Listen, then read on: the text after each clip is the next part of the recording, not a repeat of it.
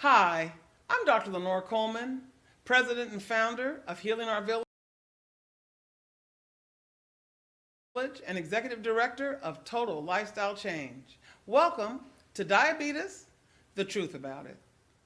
Is your blood sugar under good control? Do you understand the effects of diabetes on your eyes and kidneys? Are you on the correct insulin injection?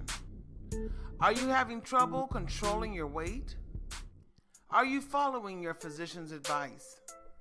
It is critical that you're using your diabetes medicines correctly. Diabetes, the Truth About It, is here to help you. Check out HOV Health to learn everything you need to know to manage your diabetes and prevent complications. Let's talk about diabetes and heart disease. Did you know that 68% of people age 65 or older with diabetes die from heart disease, and about 60% of them die from stroke? Did you know that adults with diabetes are 2 to 4 times more likely to die from heart disease than adults that do not have diabetes? The American Heart Association considers diabetes to be one of the 7 major controllable risk factors for cardiovascular disease. African Americans die 50% more frequently from heart disease and 80% more frequently from strokes than Caucasians. The thing about heart disease and diabetes is that even when the blood glucose is under control, you are still at risk of having a potential heart attack or stroke. The reason is that many patients with type 2 diabetes have risk factors that contribute to their heart disease. For instance, high blood pressure or hypertension is a major risk factor for cardiovascular disease, and nearly 80% of patients with diabetes also have high blood pressure. If you have both diabetes and high blood pressure, your risk for heart disease doubles. Patients with diabetes have a very high circulating level of insulin. This is called hyperinsulinemia. High insulin levels lead to insulin resistance, which affects your cholesterol levels. High cholesterol can lead to heart attacks and stroke. Thank you. Let's talk about diabetes and heart disease part 2. Did you know that 80% of people with diabetes are obese or overweight? We know that obesity is a major risk factor for heart disease and has been strongly associated with high circulating levels of insulin, which is called insulin resistance. The lack of regular exercise is a major risk factor for insulin resistance and heart disease. Exercising on a regular basis and losing weight can prevent or delay the onset of type 2 diabetes. Believe it or not, there are still people in the United States that smoke cigarettes or cigars.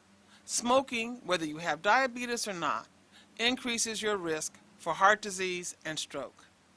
It is important that you keep your blood sugar under tight control, and that means you need to have a hemoglobin A1C at 7% or less, and when you wake up in the morning, your blood sugar should be between 90 and 130 milligrams per deciliter. Tight control will help you, especially if you have heart disease. You can determine your cardiovascular risk score by going to the internet and putting in cvriskcalculator.com. From that calculator, you will put in all of your risk factors and it'll give you a percentage. And we hope that you are less than 10%. If your cardiovascular risk score is 10% or greater, you need to have a conversation with your doctor to determine your risk factors that you can start to eliminate to decrease your cardiovascular risk score. If you have diabetes, you need to test your blood sugar at home on a regular basis. Self-monitoring of blood sugar is critical to your understanding how the foods you eat affect your blood sugar. We know that certain foods can cause your blood sugar to spike. These are generally foods that are high in carbohydrates, like candy, ice cream, donuts, pasta, rice, potatoes, starchy vegetables, bread. If you monitor your blood sugar at least 4 to 5 times per week, first thing in the morning and after your various meals, you can make sure you are keeping your blood sugar under good control. Blood glucose monitors are easy to use and extremely accurate. There are now Bluetooth meters that can allow your healthcare team and family members to monitor your blood sugar from the cloud. For more information on remote blood glucose monitoring, contact Healing Our Village. Thank you for watching Diabetes, the Truth About It. For more information on how to control your blood sugar, sign up for Village Club today and get your own personal diabetes coach. Go to www.hovhealth.com or call 800-788-0941. Remember, you too deserve to live a long and healthy life.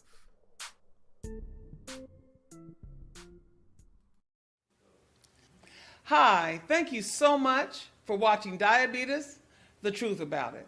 If you have any questions or comments, give us a call at 800-788-0941. If you'd like to see more videos on diabetes or other chronic diseases, go to hovhealth.com. Join us on Facebook and Instagram. We are also excited to announce our brand new mobile app called Step Up 90. It's for weight loss and diabetes prevention. Go to the website and try our 30-day free trial. If you have any questions, again, give us a call, 800-788-0941. Remember, knowledge is power.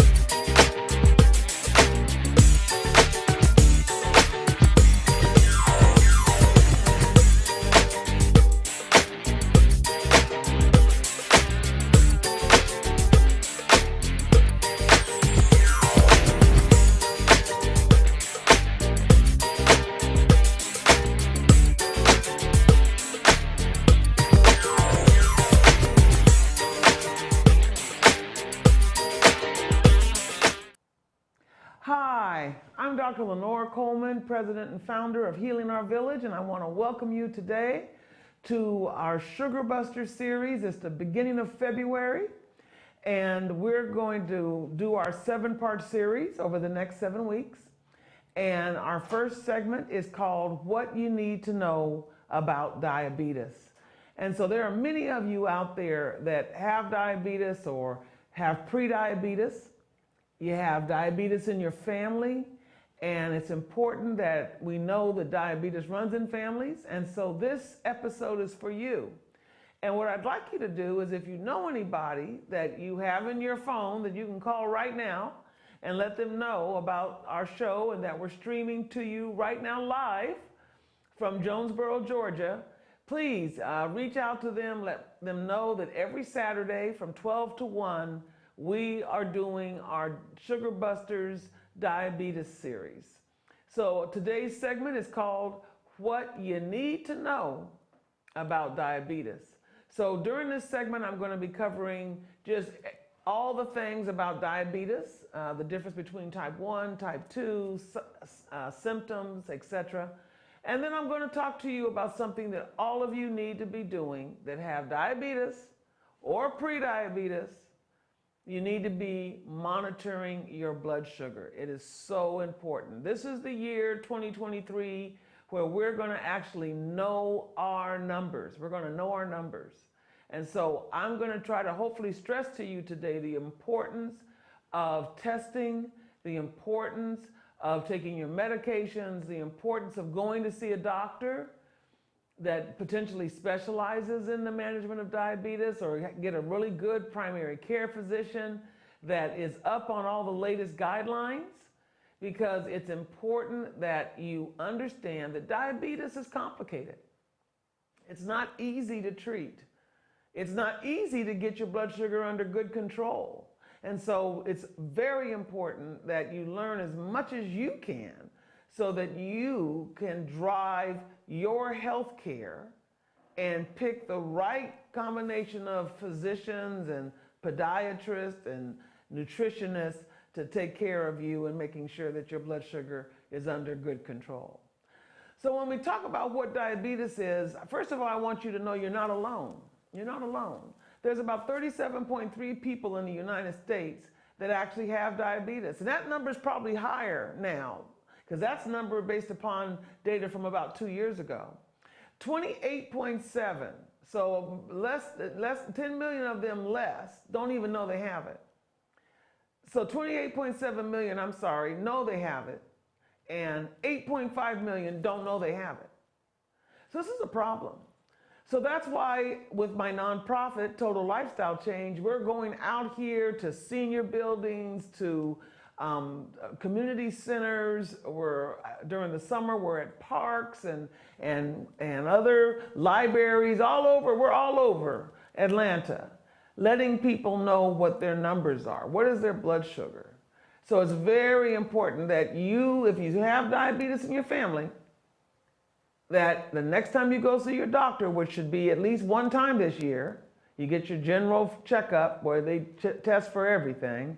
You ask the doctor when you come back to see them, what was my blood sugar number? Okay, and we're going to talk about that. So again, let's repeat. 37.3 million people in the United States have diabetes. 28.7 million don't know they have diabetes, and 8.5 million do not know. Now, there's something called prediabetes, and that happens before you actually get diabetes. 96 million people in this country actually have prediabetes, and so we're going to talk about that more as we go along. Now, we know that when you talk about different ethnic cultures, different ethnic people, different races of people, that we know 49 million or so African Americans have diabetes. And again, that number is low. It's probably more like 6, 7, 8 million people. 18.9% of all African Americans that are older than 20 years old have either diagnosed or undiagnosed diabetes. 2 times more common in African Americans than in Caucasians. 25% of African Americans, 25% that are in that age group of 65 to 74 have diabetes. And then if you're 55 years old, it's 1 in 4 African American women have diabetes. So it's very, very common in the African American population. Now, What's the risk? Family history. Diabetes is a genetic disease. It's passed on to families. So if you have a brother, a sister, a parent, a grandparent that has diabetes, then you need to know what your number is. You need to make sure you don't have diabetes or prediabetes. If you are American Indian, if you are Hispanic, if you're Asian, if you're Pacific Islander, of course, African American, Alaska Native, all of those folks are predisposed genetically to having diabetes. We know the older you get, your blood sugar goes up. It might not go up all the way to where it's at the rate of diabetes, it's at the level of diabetes, but we do know that your blood sugar increases with age. And if you're overweight or if you're obese, we know that those folks have an increased risk of getting diabetes. And we know that blood pressure and diabetes sort of go hand in hand. We know that about 80% of the people that have diabetes also have high blood pressure. So if I have someone that comes in to see me that's African American that has high blood pressure, I always test their blood sugar, especially if I've asked them if they have it in their family and they say yes. Because there's a good chance that that blood pressure was the first sign, and now we're looking for that potential increase in your blood sugar. High cholesterol levels. If you have prediabetes already, if you have a history of heart disease, or if you tell me that you never get any exercise, you have an inactive lifestyle, all of those are risk factors for diabetes. Women, if you have polycystic ovarian syndrome, PCOS, you're at risk of diabetes. And if you tell me that you had gestational diabetes, you had diabetes during your pregnancy, then you're at risk of getting diabetes later on in life. So all of these is what we think about when we're talking about people who may be at risk of diabetes. And that's important for me to know that and for me to ask you that, because we want to catch your diabetes as early as possible. And if you're in that prediabetes range of 101 to 125 milligrams per deciliter, when you test your blood sugar between that 101 and 125, I need to right away start talking to you about what you're eating, what kind of exercise you're getting, because if I catch you early enough, I can actually have you go back to normal blood sugars so that you don't go on to progress to type 2 diabetes. Now, exactly what is diabetes? It is a disease that affects the body's ability to produce or respond to insulin. So diabetes is a disease in which that blood sugar, that blood glucose, is higher than normal. So this is the way it works. Food, you eat food every day. You eat breakfast, lunch, and dinner. You eat snacks. You're drinking things all day long. And when you eat the food, your body converts that food into either carbohydrates, which is your sugars and your starches. When you eat those, your body converts it to carbohydrates, or to fat, or to protein, because those are the building blocks of the body. When you eat food, your body needs the sugars, the carbohydrates, it needs the fats, and it needs the proteins to build muscle. Now, we're most concerned about the sugars and the starches because we know that when you eat sugars and you eat things that are starches like potatoes, rice, even starchy vegetables, your body converts that to something called glucose. So when your doctor is saying that your glucose is high, it's your blood sugar, that you'll probably know it as your blood sugar, but it is absorbed quickly into the bloodstream, and it is the main fuel that gives your body cells energy. So you need glucose, you need sugar, all right? And so it's okay, as we talk later on in the series about nutrition, we expect you to eat some carbohydrates. We just don't want you to eat too much of them, because in some people who are predisposed to diabetes, your body's not handling that increase in sugars and starches. Now, there's something called the pancreas, and that pancreas is in this picture. You can see it's an elongated gland that sits right behind the stomach. And the pancreas is important because it secretes insulin, which is a hormone, throughout the day and after you eat. So insulin is the key that opens up the cells of the body so that the glucose can get inside. Now, here's this lock and key, a cartoon that's sort of the concept of what insulin does. So you can see that you have this key, which we're going to call insulin. And that key opens up the door to the cell. And then there you see the blood with glucose in it, little G's, and they are flowing into that cell to give that cell energy. But it's the insulin, it's the key that opened up the door so that that sugar in the blood could get inside the cell to do what it does. Now, in people who have type 1 diabetes, which is seen in children generally, that's where it starts. But it can start in your teenage years or in your young adult years. But generally speaking, it happens in childhood. All of a sudden, for reasons that we don't know 100%, the pancreas just stops making insulin. So there's no more keys at all to open up the doors to get the sugar out of the blood into the cell. That is type 1 diabetes. Type 2 diabetes, the pancreas makes either not enough insulin or it makes plenty of insulin, but for whatever reason, the key does not fit the lock anymore. The insulin does not work to open up the door to your cells to get that sugar out of the blood inside your cells. So in fact, a lot of people with type 2 diabetes have what they call hyperinsulinemia. It means that your insulin levels are high. That's what the word hyper means. You have high circulating levels of insulin. And why is that important? It's important because insulin makes your body store fat. So that is why you see that so many people with type 2 diabetes are overweight, because they have high circulating levels of insulin and it's working against you in terms of keeping that fat there in your body instead of helping you get rid of that fat by diet, through exercise, through all the things that you're doing. So you'll hear people all the time that have type 2 diabetes talk about how hard it is for them to lose weight. And it's because of those high circulating levels of insulin. Now, the doctor calls this hyperglycemia. That is when your blood sugar is high. And we have a lot of symptoms that happen because of high blood sugar. For the first three that people talk about all the time is frequent urination, which we call polyuria, excessive thirst, which we call polydipsia, and increased hunger, which we call polyphagia. Those are the 3 P's that are the common symptoms that you see if you have diabetes.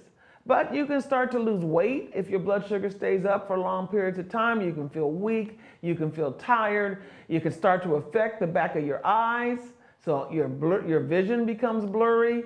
You can feel numbness and tingling in your feet, all because that high blood sugar is affecting your nerves. And because it's affecting your nerves, that causes your nerve sensation to be off a little bit so that you start feeling this tingling sensation. Women have vaginal infections, very common sign of diabetes, because again, that your urine has a lot of sugar in it, and that sugar is causing yeast to form in your vaginal tract. And so therefore, that's why you have yeast infections. And you may get a cut that doesn't want to heal. Now, there are lots of causes of high blood sugar. Eating too much, getting overweight, that can cause it. Infection, being physically or emotionally stressed. So there are stress hormones like norepinephrine and epinephrine. Those stress hormones can cause your blood sugar to go up. There are certain medications that people take. There are certain HIV, there are certain cancer medications that actually cause your blood sugar to go up.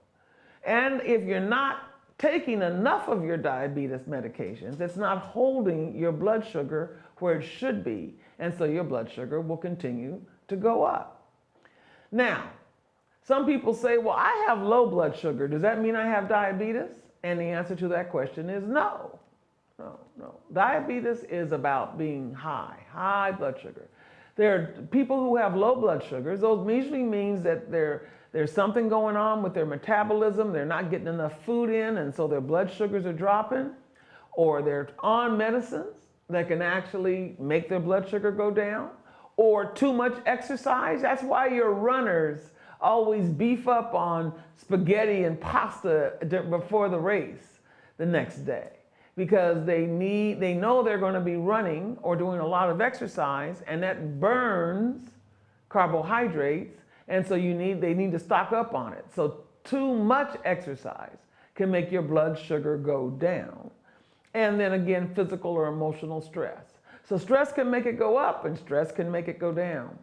The signs of low blood sugar include sweating, weakness, anxiety, trembling, a fast heartbeat, irritability, weakness. All of these are signs of low blood sugar.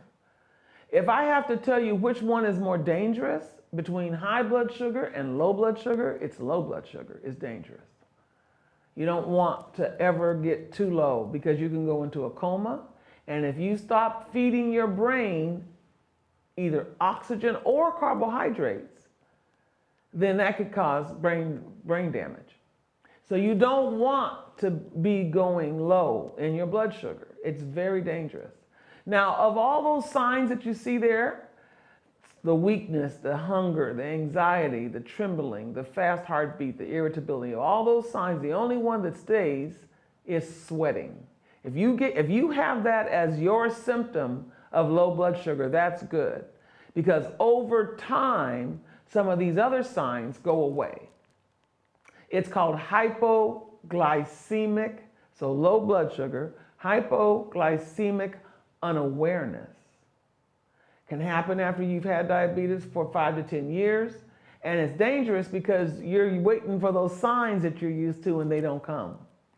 And so you won't know that you need to treat it, because low blood sugars need to be treated right away. Other symptoms are headache, drowsiness, inability to think clearly, numbness and tingling around the lips, confusion and coma if it gets too low, convulsions if it gets too low. So again, you do not want to play around with low blood sugars. So if you think that you're having those signs and your blood sugars are low, I always suggest that you take your blood sugar, because you kind of need to know what the number is. And so everybody out there needs to have a blood glucose monitor at their house with strips that are in date. Okay, that's very important.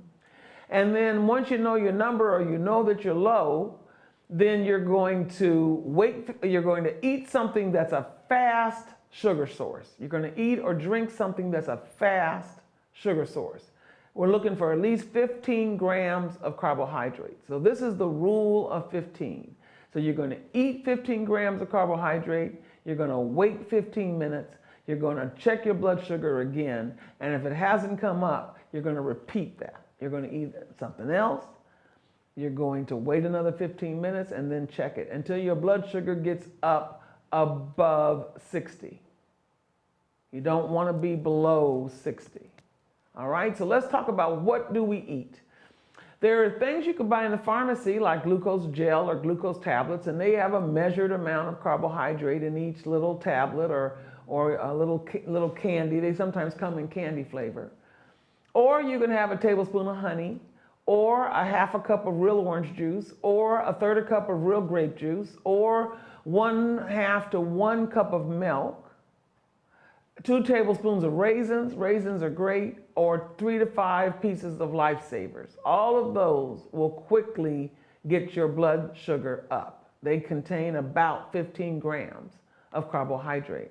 If those aren't around, then you can use table sugar or candy or syrup or jelly or regular soda or jelly beans. All of these are used for the management of low blood sugar reactions.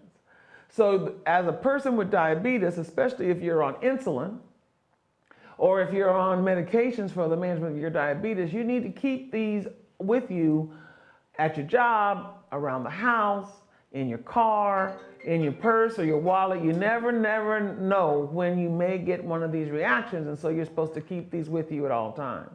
Now, glucagon injection. It's really important that for those people who have a low blood sugar, all right, it's very important for you to have this glucagon emergency kit, all right, that you have at your house, and you can get it with prescription from your pharmacy. And we need that there because some people just, when their blood sugars start to drop, they drop really fast. And so they are actually to the point where they're not thinking clearly, they're not able to do anything, they're not able to eat anything, and so they'll need an injection of glucagon because it increases your blood sugar and can actually save your life. So it is very important that when we're doing this low blood sugar and we're trying to figure out, am I high, am I low? Let's talk about that. Hyperglycemia develops slowly during over hours and days. Hypoglycemia occurs fast. Like I said, you can go from fine to very low very quickly. So when in doubt, if you're having symptoms and you're not sure, when in doubt, you need to treat it as if it's low blood sugar. And so you go ahead and take those fast sugar sources that we talked about. So what I'm going to do is I'm going to pause right here. I'm going to give you a chance to go get yourself some water, walk around your house a little bit, and we're going to be coming right back. All right. No, it's just...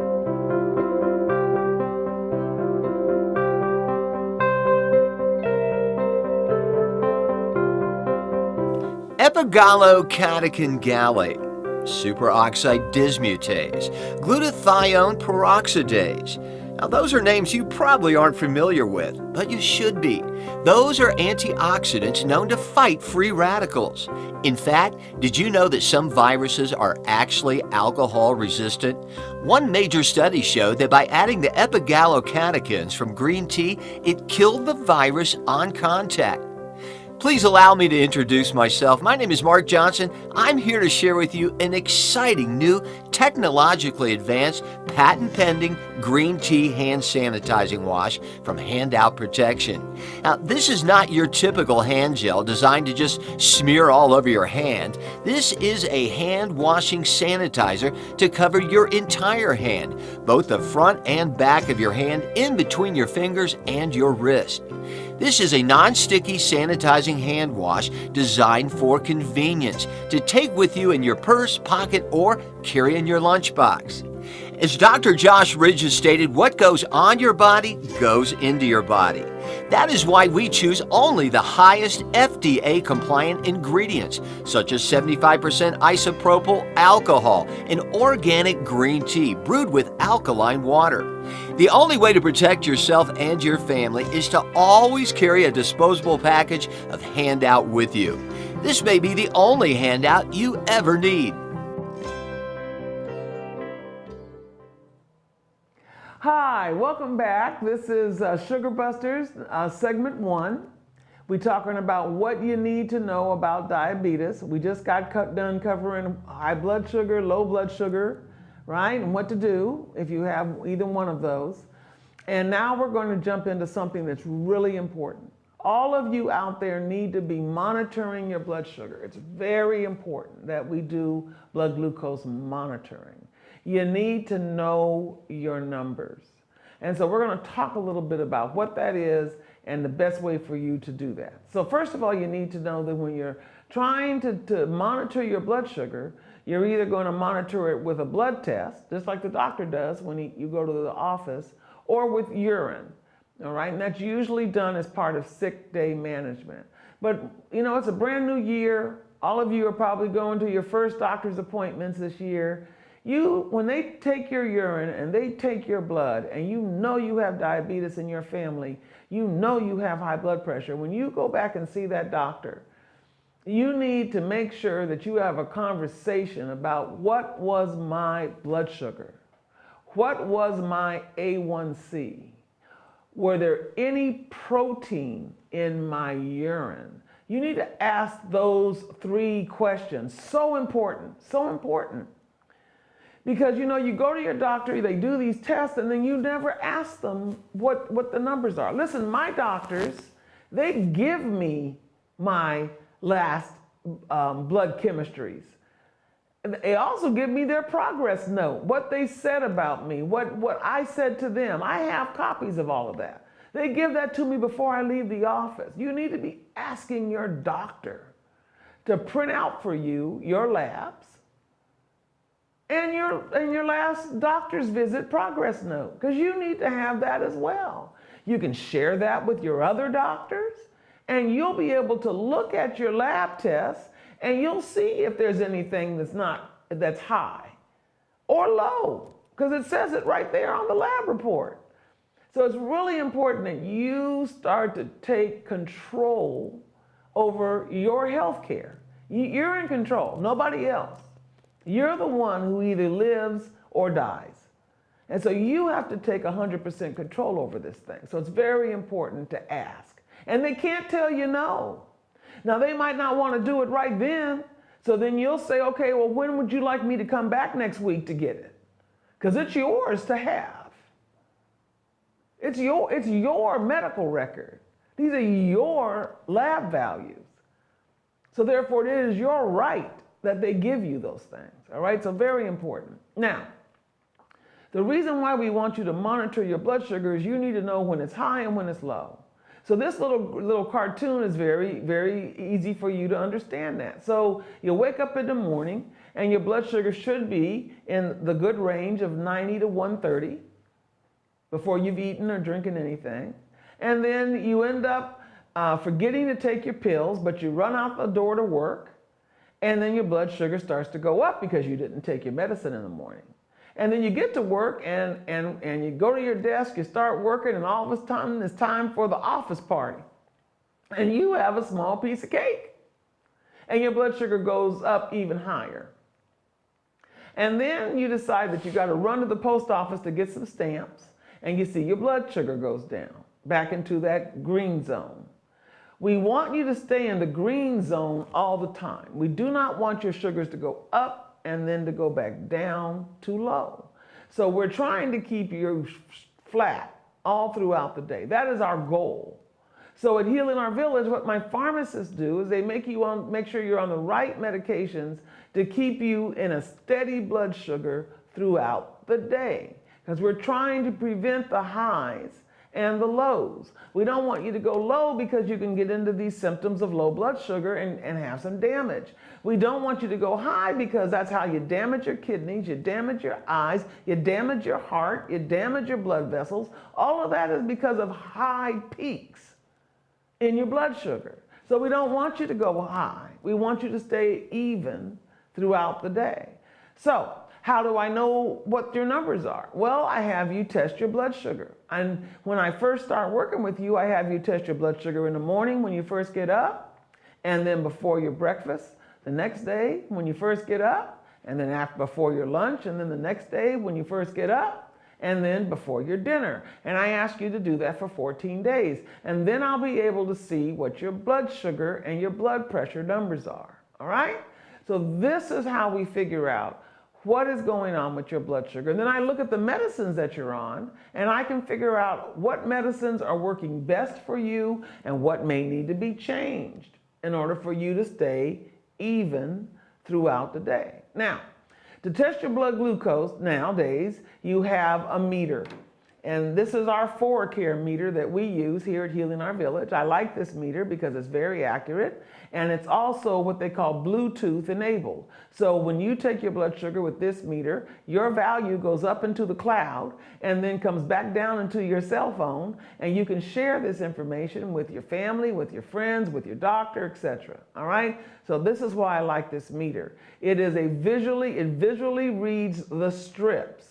So you prick your finger, you put blood on the strip, you put the strip into the meter, and then this meter reads the sugar amount, the value of the glucose, how much glucose is in that blood particle that you've stuck your finger. It interprets the glucose value from the strip. Now, we want the meter to be easy to use. We want the meter to be fast. We want the meter to not require any special coating so that it works all the time, no matter what strips you buy, right? And we want you to be able to see the screen. All of that's important, but also that's important is it has memory. So when you come and see me, I can download your meter or look in the cloud, and I can see your blood glucose values over the last 2 weeks, and I can see what your pattern is. And then we can have a discussion about your glucose pattern, which is very important. Now, if I have type 1 diabetes, I'm going to tell you to check 3 to 4 times a day, before meals and at bedtime. If you have type 2 diabetes, I'm going to tell you to check 2 to 3 times a day initially, and then after that first 14 days and we kind of figure things out, then you need to test at least 4 to 5 times a week. I'm not going to tell you you got to test 7 days a week. I'm not going to tell you that. But you need to test enough so that when I look at your numbers, I can detect a pattern. And testing should be increased to every 3 to 4 hours if you think you're sick. If you think you have a cold, if you think you have the flu, then you're testing your blood every 2 to 3 hours. Now, what do you need to be able to test your blood? Well, you need the meter. You're going to need the strips. They come in a little container. You see the top is up. I opened up the top. Once you get done using get the one strip that's in here out of the, and this is the strip. They're very tiny, little plastic here. Once you get it out, then you close the top, all right? Because these strips need to be protected from the air. That's how they become outdated. I also look at the bottle and I say, oh, okay, are these strips in date? And I look and I find the date of use on this bottle. It's written right here. So these strips are actually good until 2028. So I got quite a few years on this bottle of 50 that I have, all right?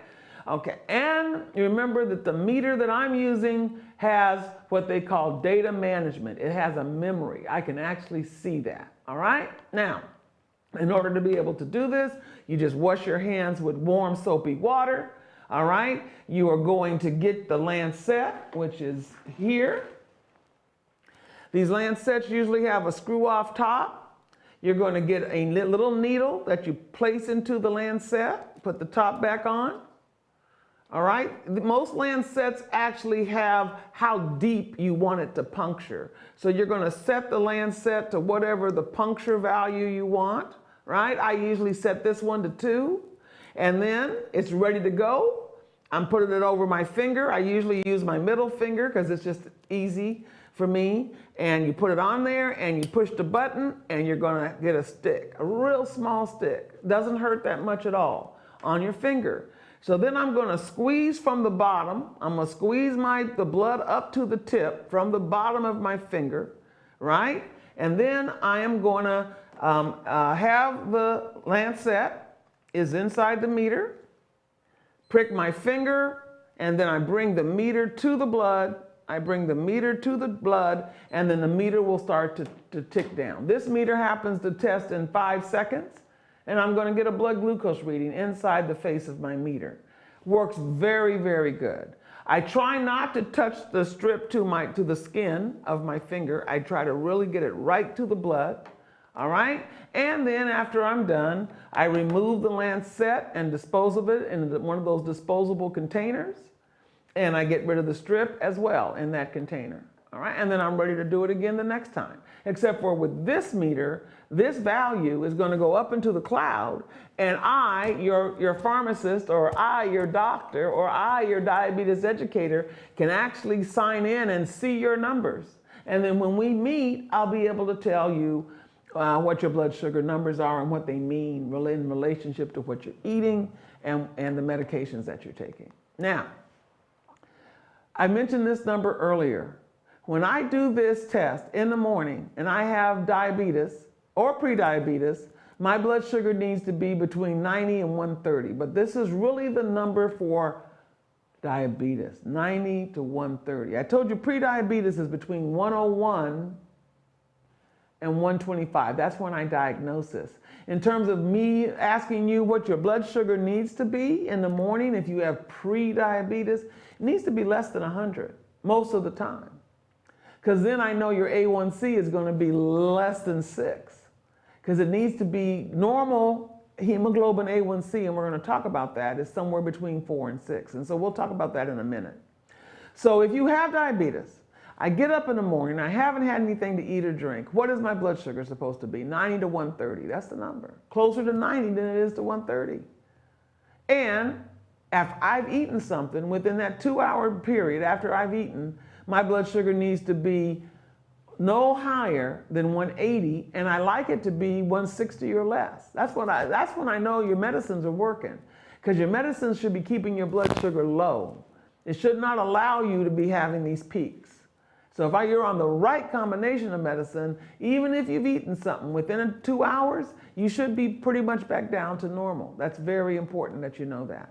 Now, there are all sorts of apps and devices. Most of the new meters that are Bluetooth or cellular enabled, they have apps that are on your phone where you can see your numbers. It gives you it in a graphic form. It's very, very cool, right? And then I and you work together to learn how to adjust your diet, your exercise, your medications to get your numbers in that green zone, nice and level, all day long.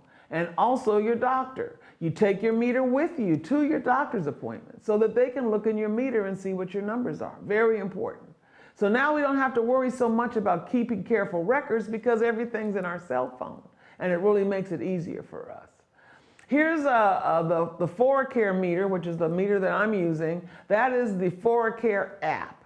So you can see it comes as a chart, it comes as a graph, it comes as a pie chart. So you'll be able to see all your numbers of all your blood sugars that you've done, and it's right there in your cell phone. It's very, very nice and very easy for you to be able to do.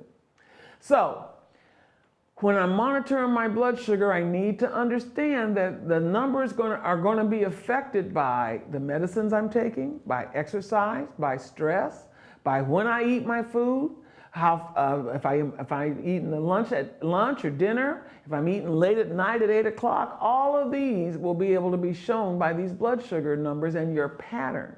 And so I will help you adjust not only what you're eating, but the timing of what you're eating in order to be able to keep that blood sugar even. And we're going to again make sure that we're going to pick the time of day that we need to test, and we should be consistent because that's important. And you need to check your strips to make sure that they're not outdated. Very important. Now let's talk a little bit about hemoglobin A1C. Hemoglobin is inside the red blood cell. You guys have heard of hemoglobin, all right? Hemoglobin is what carries the oxygen throughout your body. So hemoglobin is really important, all right? If you have anemia, so you have a low red blood cell count, you know, some of you have that causes you to have problems. You're tired and you're weak and you're not feeling right. That's because you're not getting enough oxygen being transported to your body, to the cells of your body. Now, there is a component of that hemoglobin called the A1C component.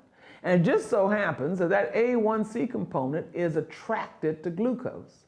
So as those glucoses are floating around in your bloodstream, they are attaching themselves to the A1C component of the red blood cell. The red blood cell lives for 120 days and then it's destroyed. So that means that during that 120 days, I can look at that A1C value and see if it's high, which means you got a lot of glucose in your blood, or if it's low, which means you don't have a lot of glucose in your blood. So it's a very accurate measure of the amount of glucose, amount of sugar that's in your bloodstream. Now, they have got it so that we know that if it is 7% or less, if the hemoglobin A1C value is 7% or less, then your chances of having complications of diabetes also go down. So less eye disease, less kidney disease, less nerve disease, less heart attacks, less strokes. Now, the heart attacks and strokes are a little tricky because as we've done some very big studies, even if your A1C is low, doesn't necessarily prevent you from having a heart attack and stroke. But those other ones I mentioned, the nerve disease, the eye disease, the kidney disease, is definitely correlated to how high your hemoglobin A1C value is, all right? So we care about the A1C being higher than 7.5 because it increases your risk of those microvascular complications. That's your eye disease, your kidney disease, and your nerve disease. Now, here's another little picture that shows you the hemoglobin A1C. So there's your red blood cells, and the little white dots are your glucose. And so we know that when we test A1C, it gives me the average amount of glucose that's attracted to that red blood cell over that 2 to 3 month period of time. And 60% of the people in this country are not getting their A1C on a regular basis. So if you have diabetes, what did I tell you? I said that you're going to find out if you're spilling protein in your urine, and you're going to ask your doctor what your A1C value is, because you need to know your numbers. So now if your blood sugars are high, you can see all those little white dots. You see more of them are attached to that red blood cell, so that's why that hemoglobin A1C value is high over that 2 to 3 month period of time. So in the good old days, we didn't have A1C, and so people would just used to test their blood sugar, or way back when I first started 40 years ago, all we had was urine testing. Okay, but now we have a very, very accurate test where you can't tell me that you're doing a great job if your A1C is too high. Because I know you're not doing a good job, because if you were doing a good job, your A1C number would be low. All right, so you can't lie, you can't cheat. That's why we as healthcare professionals love hemoglobin A1C, and we're so glad that they have now made it even more accurate than it used to be. They've standardized it across the world, which is really a very cool thing. All right, now, this is a very important chart, and you can get this. I got this chart off the internet, so this chart is available on the internet. It gives you the association between your average blood sugar, your average, so all your highs, all your lows, that's your average blood sugar, and what your A1C value is. So we want you to be in the green. We want your A1C to be 6. Because that means your average blood sugar is 115. So of all your highs and all your lows, your average is about 115. That's good. When you start drifting up to 7 or greater, then that means your average blood sugars, you can see, have gone up too high. And those of you who have an A1C in the 9s, that means you're at 215 average blood sugar. That's average. So that means you've maybe hit 300. And then maybe hit 100. And so when you average 300 and 100, you get to 200. So the A1C is really critical, and you need to look at this chart, pull it down, take a real close look at it on the internet, because you'll be able to see when you go to the doctor and say, what is my A1C? You'll be able to know what your average blood sugars are, all right? And so you'll understand that you have got to do better. You've got to decrease the carbs in your diet. Very important, because that and no exercise is what's driving your A1C. So we are at the end of this segment. Thank you so much. I appreciate you watching.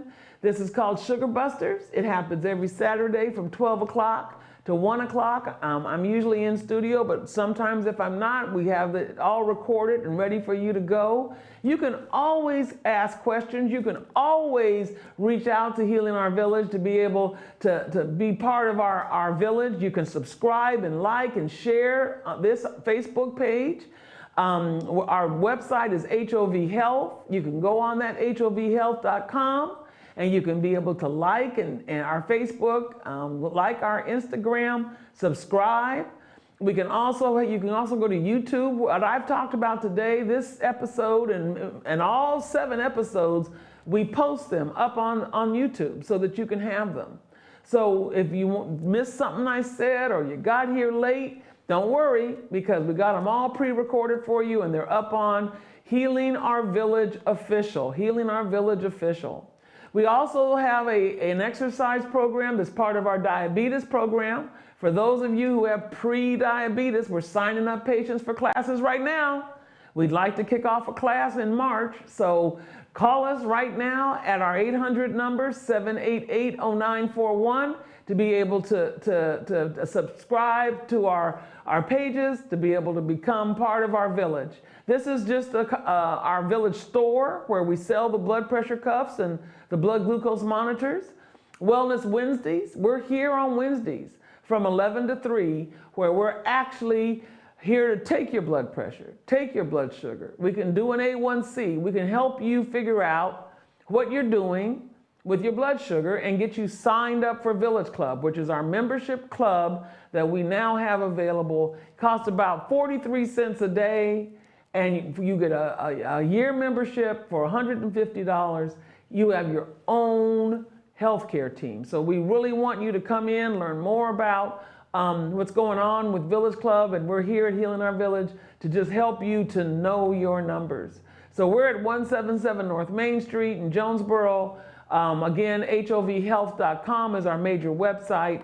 Village Club is villageclub-global.com, villageclub-global.com. And then we're looking at really getting you guys involved with our nonprofit as well. We do a lot of events and screenings, so if you're an organization out there that would like to have us come out, just again give us our call at our 800 number, and we can see if we can fit you in. We have a very busy calendar, so you have to give us quite a bit of notice for us to be able to fit you in. But I want to thank you today for tuning in, and we will come and talk to you next week. Have a great week. Take care. Hello, I'm Dr. Lenore Coleman, President and founder of Healing Our Village. Did you know 88 million people in the United States have prediabetes, and that number keeps growing? Did you know that more than 2 in 3 adults in the United States are either overweight or obese? Healing Our Village is excited to introduce Step Up 90 weight loss and diabetes prevention program all in one. Finally, there is a guided mobile app that will help you lose 5 to 7% of your body weight and help you get your 150 minutes of exercise in every week. All of this is available on your cell phone, notepad, or computer. To install Step Up 90, all you have to do is go to www.stepup90 from your phone or computer and hit the install button. Once the icon is added to your home screen, you can create a unique login and password or use your Facebook or Google login credentials. Do you have prediabetes? Does diabetes run in your family? Well, once you log in to Step Up 90, you can take the diabetes risk test.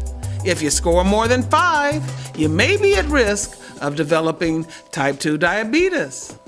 Step Up 90 features the CDC-approved Prevent T2 program, along with their food log, fitness log, and action plan.